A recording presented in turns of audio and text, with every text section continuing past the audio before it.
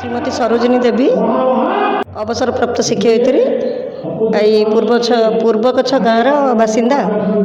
विशाल हिंदू सम्मेलन आयोजन कर हिंदू सम्मिलन कराई आमर राष्ट्रीय स्वयंसेवक संघ शताब्दी 100 वर्ष पूरी गला तार प्रतिष्ठा दिवस ठारू 100 वर्ष पूरा जाऊँगी। तेणु यही पूर्ति माने उपलक्षे आम प्रत्येक घरे हिंदुत्व को केमती आम बजाय रखा, हिंदू धर्मर आम हिंदू धर्म को मन पकेवा, हिंदू धर्मर सार को बुझा आम हिंदू जागृत हवा ये सब आमर लक्ष्य।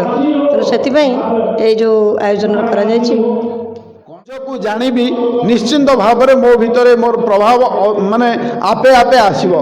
तेणु आज ये हिंदू सम्मेलन माध्यम रे आमे जो जागरण सृष्टि करूछु आपण माने देखंतु गोटे समय थिला लोक निजको हिंदू कहबाकू डरुथिला, किंतु आज ए प्रकार हिंदू सम्मेलन रे आसिकरी शह शह हजार हजार संख्या रे सम्मिलित होउचंती। जेतबेले गोटे समय थिला लोक हिंदू कहू नथिला, आज गाड़ी पछरे हिंदू लेखिकरी बुलुची। आज गाड़ी पछरे केवल नुह निजको गर्व सहित हिंदू कहूँ तो निश्चिंत भाव में यार प्रभाव सुदूर प्रसारी।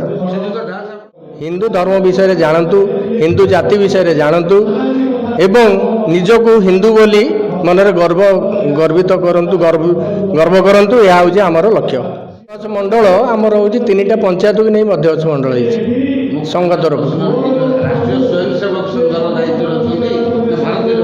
राष्ट्रीय स्वयंसेवक संघर दायित्व अच्छी, मध्यगछ मंडल दायित्व अच्छी। 3टा पंचायत एथे जाउछन्ती, त्रिलोचनपुर, मध्यगछ, पश्चिमगछ। निश्चित आमर विश्वास रही लोक मैंने आम कथा निश्चित ग्रहण करेंगे, कारण आज जो सुप्त हिंदू समाज को जागृत करार आम जो अभिप्राय नहीं लगिचु यह निश्चित प्रभु लक्ष्मी नृसिंहर दया करुणा रे निश्चित ये माने सफल हम, यह आमर काम्य।